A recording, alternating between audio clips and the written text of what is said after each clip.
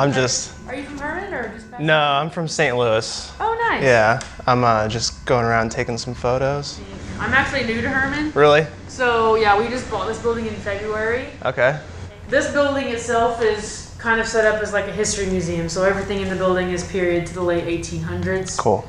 This building was built in 1868 and has been restored to 1886 because the hotel shifted looks a bit in 86 after there was a fire here. So yeah, it is a big building. Feel free to have a peek in there if you'd like. Yeah.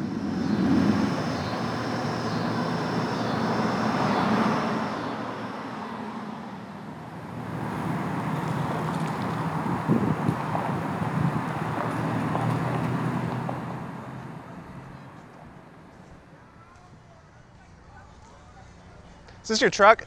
Sure is, sir. I'm a photographer, if you can't tell, but I'm working on a project about classic cars and their owners. Really? Yeah, and I was wondering, this isn't the camera I use, it's actually in my car, if you would stand for a portrait in front of this guy. Of course. Perfect. Oh yeah, I'm just getting me some groceries. But... You're not, are you busy right now, or you got like 10 minutes? I got nothing going right Perfect. I'll be right back. Yeah. What's your name? Ben. Ben. Weisenbach, I'm Brian. Nice to meet you. Brian. I'll be right back. We bought it at a military surplus auction for $3,000. Perfect. It's got less than 30,000 miles on it still. So what was it used in, or which? It was used on a military base in Oregon. It was the mail truck on the base. Okay. The seats came with it too. Those. Yeah. Let's see what this is. So I really have a love-hate relationship with slide film. On one side, you have the lovely, amazing feeling of seeing it on a light table and holding a true photograph in your hands. Highly recommend that to everyone. I've said that before. I'll say it again. If you've never shot slide film, shoot it for that fact at least once in your life. But everyone knows the limitations with slide film, the latitude, the way that the dynamic range is not as great as color negative film. And I took it out to use it on these portraits of these strangers. When I was in Hermann, Missouri, I saw Ben walking out. Actually, I saw him park his truck and he walked into a Save-A-Lot. And I knew that I was going to ask him for a portrait because his truck looked really cool. And I don't get many young people for the project.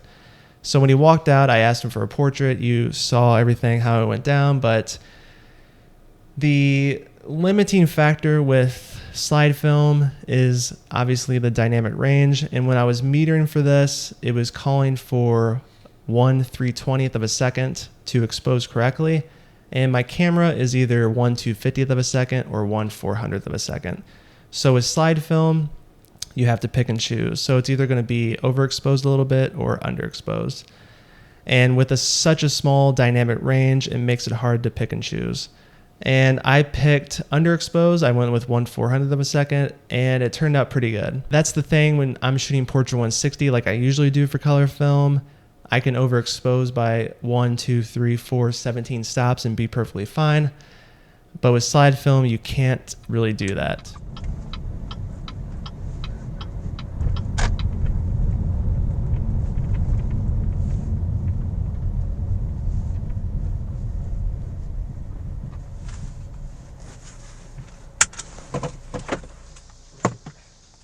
Hey, how you doing?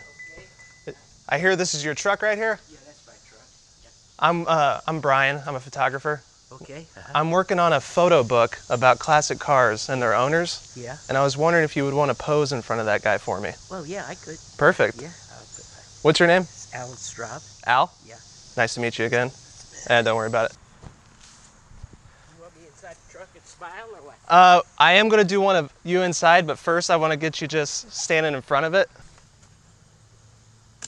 Got a couple big dogs in there, don't you? Yeah. Perfect. One's a Doberman, one's a Great Pyrenees. That white one? Yeah. He weighs about 130 pounds. So for this one, we're gonna do straight face, no smile. Yeah, like stoic.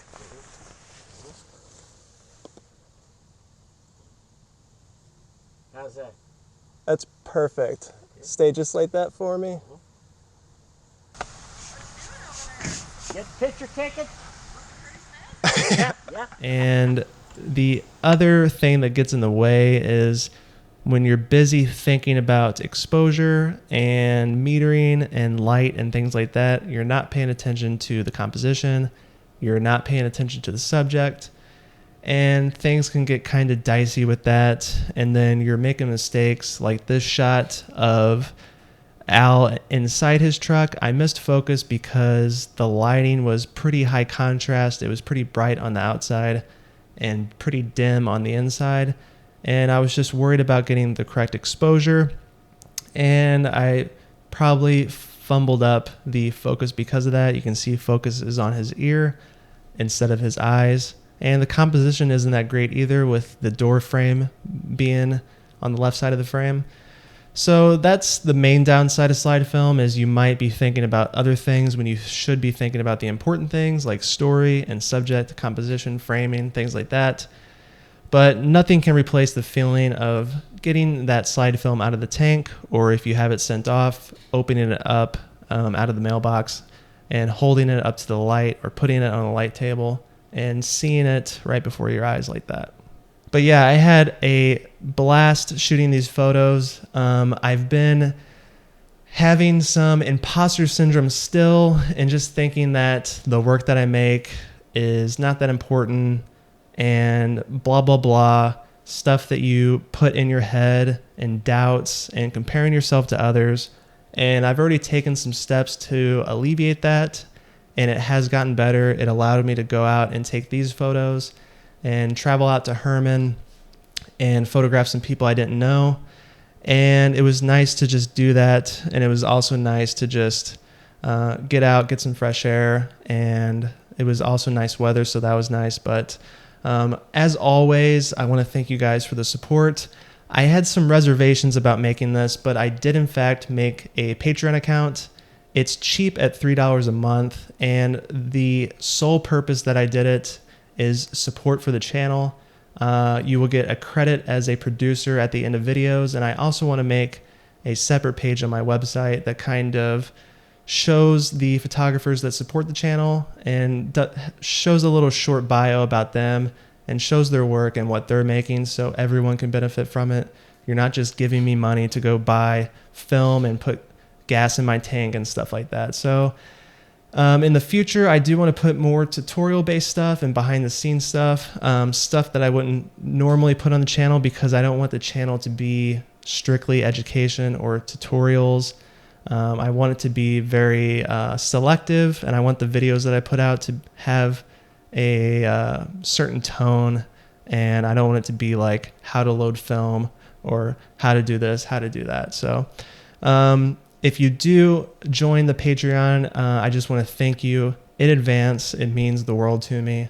I know it's not a lot of money, but any amount of money that anyone gives me, I am eternally grateful for, because I know how important that is. And I know what it's like to be a photographer that doesn't make a lot of money and puts out work that you want people to get inspiration from. And sometimes it hits, sometimes it misses. We're all human, and I just want to inspire people to get out while educating. And if you want to support me, I'm grateful for that. So, and if you have any questions about Ektachrome or photographing strangers, let me know. Contact me on Twitter, Instagram, YouTube, doesn't matter. Yeah, I'll see you guys in the next one, and hope you have a good Labor Day. And what year was this again? 1971 Ford F100. Let's see, what's an F100? Let me see. I think it's 100. Let me start 150. 100, F100. No, Ford 100. Are you sure you own this truck? Yeah. And what's your number?